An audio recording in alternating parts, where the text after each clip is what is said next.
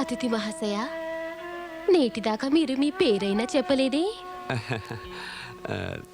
దేవి వనకన్య, నీకు నా పేరేమిటో తెలియకపోవడం ఒక విధంగా మంచిదేనేమో. ఏ ఎందుకని? ఎందుకన్నానంటే పేరేమిటోననేది తెలిసాక పరిచయం పెరుగుతుంది కదా. ఆ పెరుగుతుంది. అయితే పరిచయం పెరిగితే మనం ఇంకా దగ్గరవుతాం కదా. అందులో తప్పే ఉంటుంది? అలా దగ్గరవడం వల్ల అనుబంధం కలుగుతుంది. అనుబంధం వల్లనేమో బంధాలనేవి పెరుగుతాయి కదా. తత్ఫలితంగా కష్టాలు బాధలు అంతకంతకు ఇంకా పెరిగిపోతాయి. కానీ అలా జరగడం నాకిష్టం లేదు. నేనొక బైరాగిని, ఒక మునిని. అనుబంధం పెంచుకుని ఆపదలో చిక్కుకోదలుచుకోలేదు. గతంలో అటువంటి చేదు అనుభవం ఒకటయింది. మీకిట్టమున్నా లేకపోయినా కూడా నాకు మాత్రం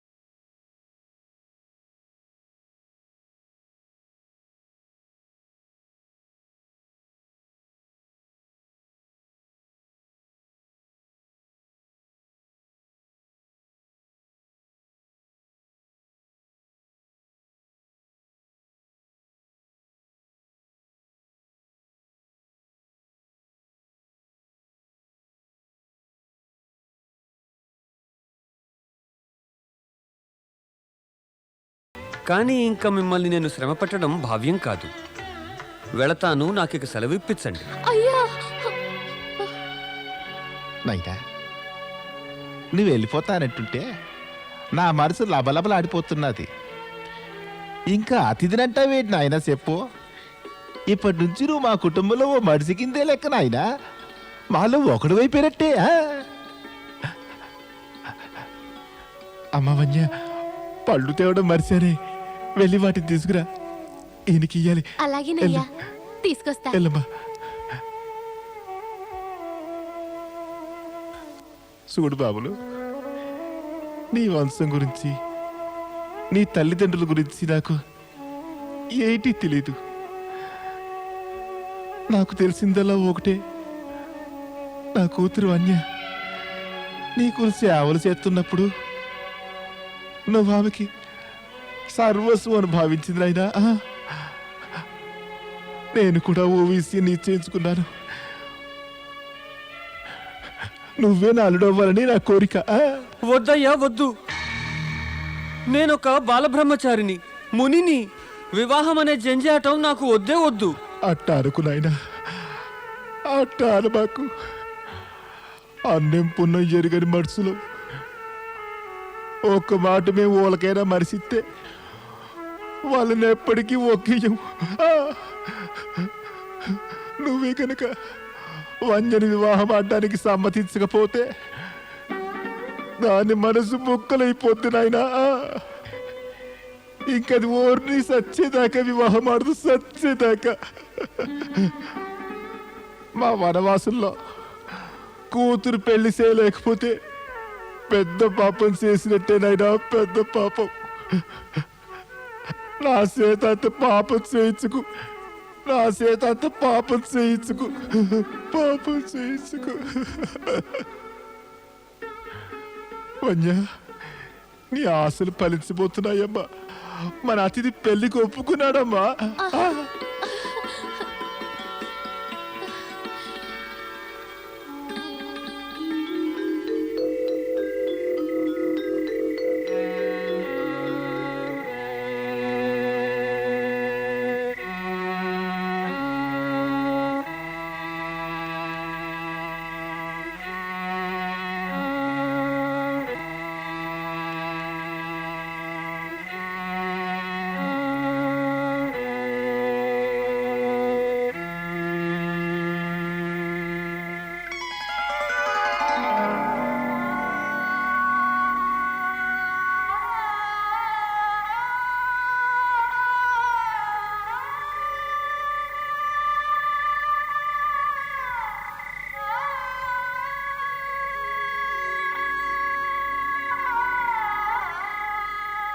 వన్య కురీలా చేసిన ఉపకారానికి చెయ్యెత్తి మొక్కుతూ నేనింక వెనువెంటనే ఇక్కడి నుంచి బయలుదేరి వెళ్ళిపోవాలి.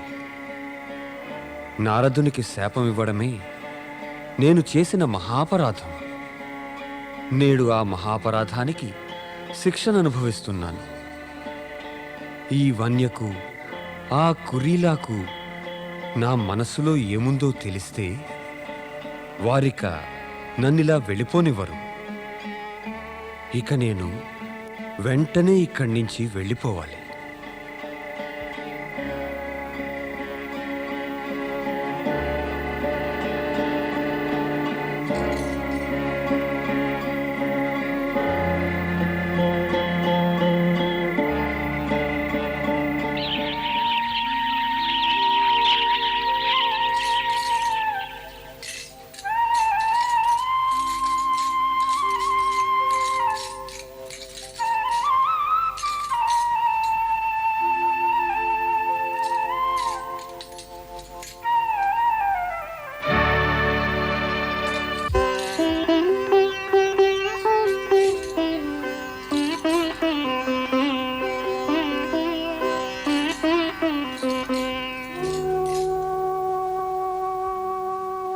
ఓం నమః శివాయ, ఓం నమః శివాయ. నన్ను క్షమించండి శివశంకర, నన్ను క్షమించండి. వనవాసులైన ఆ తండ్రి కూతుళ్ళు ఆనాడు నన్ను రక్షించారు, నాకు ప్రాణదానం చేశారు. నేను వారికి చెప్పా పెట్టకుండా నిద్రపోతుండగా వదిలిపెట్టి వచ్చేశాను. నా వంటి కృతజ్ఞులు, పాపిష్టి వారు ఇంకెవరుంటారు? కానీ నేను నిస్సహాయుణ్ణి పరమేశ. నేను ఏం చెయ్యను? నేనా బాలబ్రహ్మచారిని. వివాహము, గృహస్థాశ్రమ బంధాల్లో చిక్కుకోవడం నాకు సాధ్యమా పరమేశ? దమయంతిపై మిథ్యామోహంలో పడిపోయి నేను మొదట్లోనే పాపాన్ని కొడిగట్టిన వాణ్ణయ్యాను. నారదుని శాపం వల్ల గగనగామిని విద్యను కూడా నేను కోల్పోయాను పరమేశ.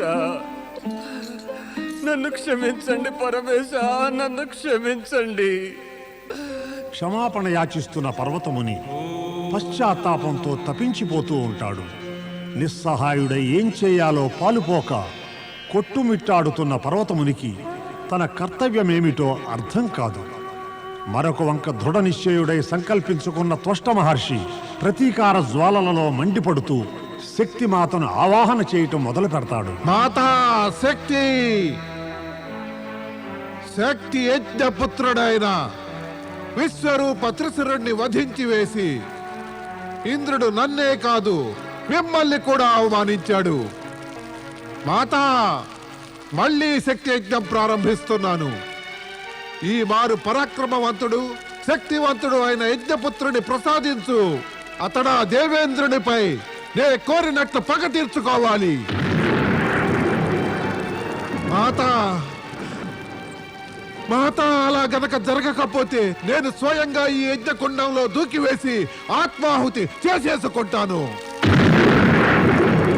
మాత నా ప్రార్థనకు పిలుపుకు సమాధానమివ్వు.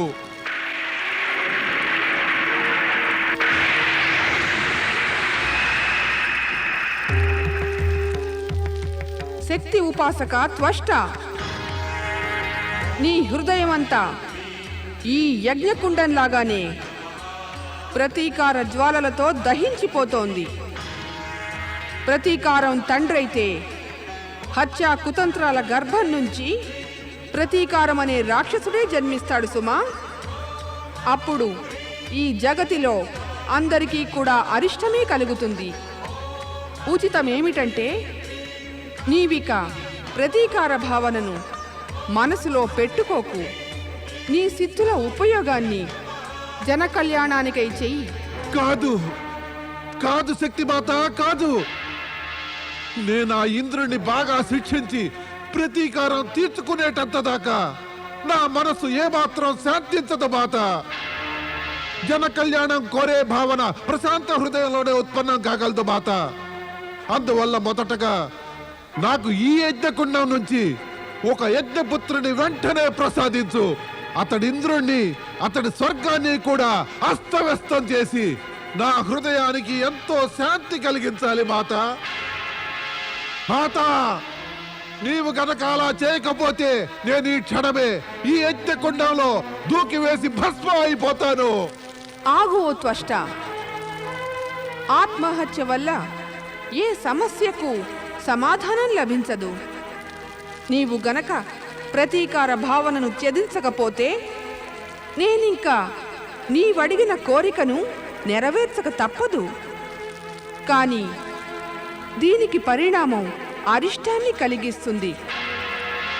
ఇప్పుడిక నీ యజ్ఞకుండం నుంచి సమస్త రాక్షసుల తిరుగాడే ఆత్మలన్నీ కలిసి ఏకమై విశాలకాయుడైన నీ యజ్ఞపుత్రుని రూపంలో జన్మిస్తాయి. నీ యొక్క యజ్ఞపుత్రుడు అత్యంత బలశాలి, వినాశకుడై జన్మిస్తాడు. ఒక మాట మళ్ళీ ఆలోచించుకో త్వష్ట. నేను ఆలోచించుకున్నాను మాత. ఒక మాట మళ్ళీ ఆలోచించుకో. బాగా ఆలోచించుకున్నాను. ఆ ఇంద్రుడిపై నాకు కావలసినట్టుగా పగ తీర్చుకోగలిగిన శక్తివంతుడైన యజ్ఞపుత్రుణ్ణి తప్పక పొంది తీరుతాను. దాని పరిణామం ఎంత వినాశకరమైనా సరే. మహాప్రళయ సాక్షిణి స్వాహ, సర్వమృత్యు నివారిణి స్వాహ, మాతృకా వర్ణ రూపిణి స్వాహ, త్రికోణాంతర దీపిక స్వాహ, అనేక కోటి బ్రహ్మాండ జనని స్వాహ, లోకయాత్రా విధాయిని స్వాహ, భావాభావ వివర్జిత స్వాహ.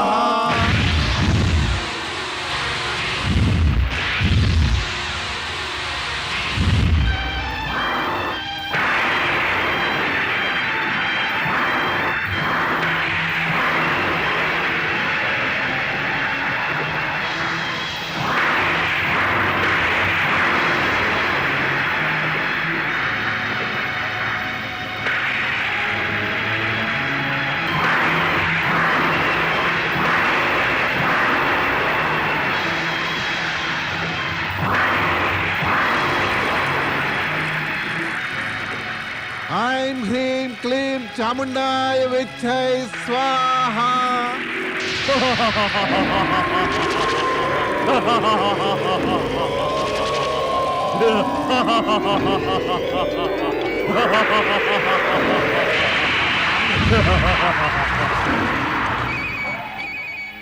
నా యజ్ఞపిత త్వష్ట ప్రణామం. మీరు ఆవాహన చేసిన సమ్మేళన శక్తితో నేను తమ యజ్ఞపుత్రుణ్ణైన వృతాసురుణ్ణి అవతరించా. చెప్పండి, నాకేమి ఆజ్ఞనిస్తారు? ధన్యులం మాత, శక్తి మేము ధన్యులం. నా యజ్ఞపుత్రుడైన వృతాసురుడు తప్పకుండా నా కోరికలన్నిటినీ తీర్చగలుగుతాడు. యజ్ఞపుత్ర వృతాసుర, నీవు సామాన్య రూపం ధరించిన వాడవై నా దగ్గరకు రా. నీకు చాలా చెప్పవలసి ఉంది. తమ ఆజ్ఞ శిరోధార్యం యజ్ఞపిత త్వష్ట.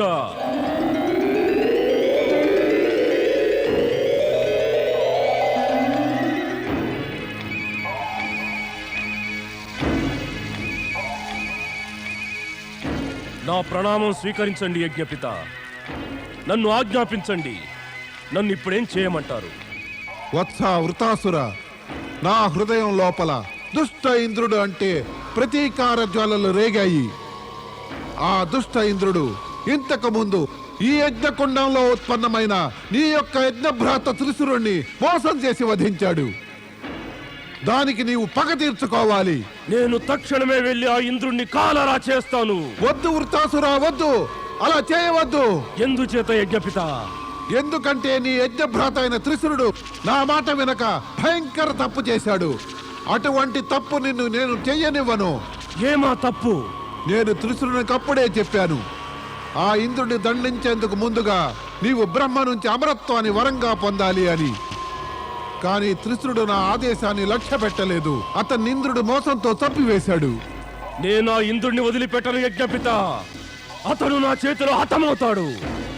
అలా చేయటానికి ముందు నీవు వనంలో ఏదైనా ఏకాంత స్థలానికి వెళ్ళి బ్రహ్మదేవుని ఆరాధిస్తూ వెంటనే తపస్సును ప్రారంభించు.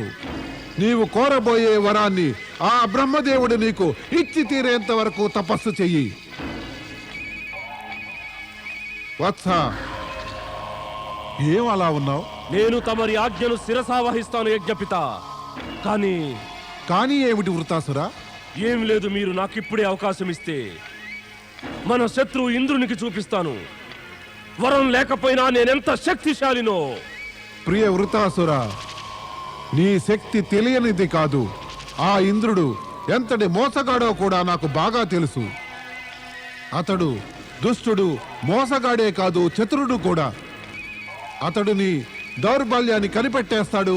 దాన్ని చక్కగా ఉపయోగించుకొని ఆ ప్రకారం నీపై దాడి చేస్తాడు. అందుచేత నేను చెప్పేదేమిటంటే, శత్రువుని దుర్బలుని చేయాలంటే నీవు శక్తిశాలివి కావాలి. ఆ బ్రహ్మదేవుని నుంచి నీవు వరం పొందు.